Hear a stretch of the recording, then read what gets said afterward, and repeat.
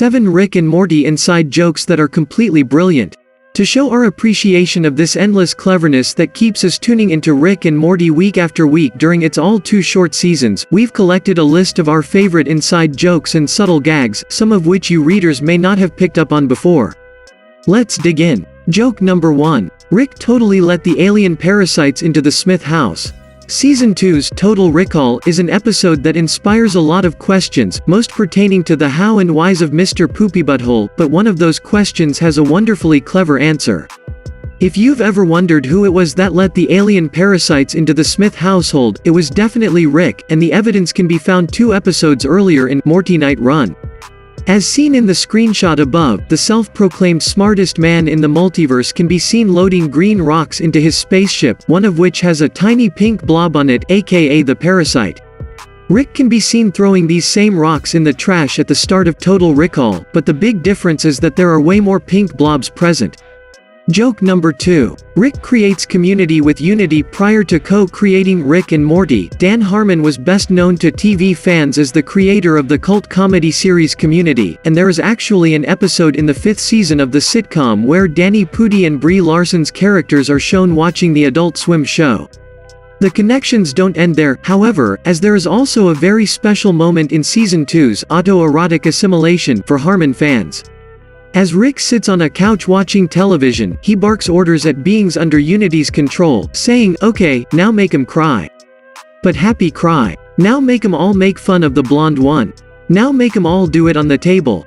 I can't believe you created a whole show for me.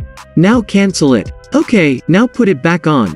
Haha, pauses, alright, I'm bored." This is clearly Harmon poking fun at himself and his once on NBC and then on Yahoo screen sitcom, punctuated with an actual shot of the television screen at the end of the scene featuring Unity versions of the Community cast.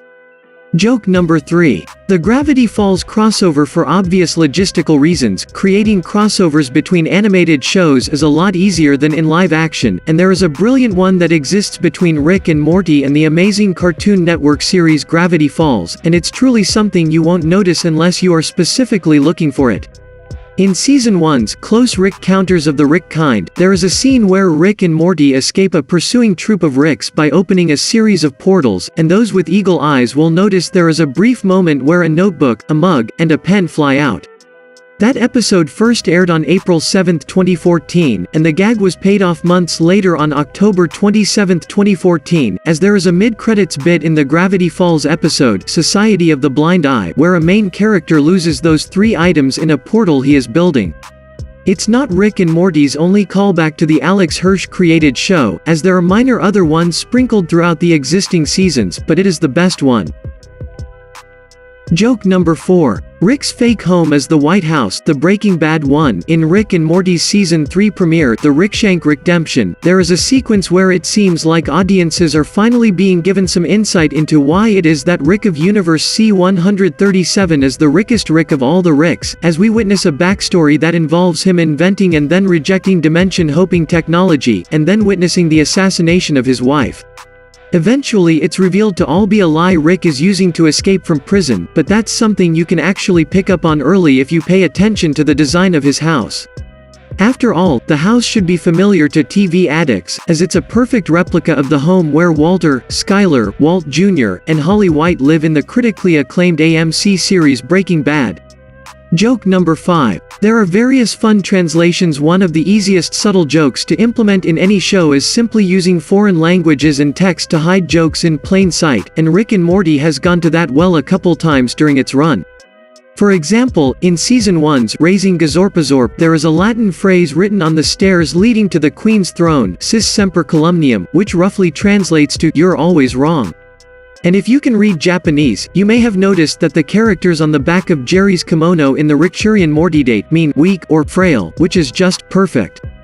Joke number 6. Jerrybury really is the perfect place for Jerry's. Jerry Smith is a perfect punching bag character, and few episodes sum that up better than Morty Night Run, where Rick and Morty need to find a way to ditch Jerry after he pulls a stowaway move during a driving lesson. The ideal place to leave him is the evidently interdimensional hub Jerrybury, which is used by Ricks and Mortys around the universe to leave the idiot in safe hands. A lot of the Jerry-centric entertainment is surface-level funny, but there's even more to enjoy if you're paying attention.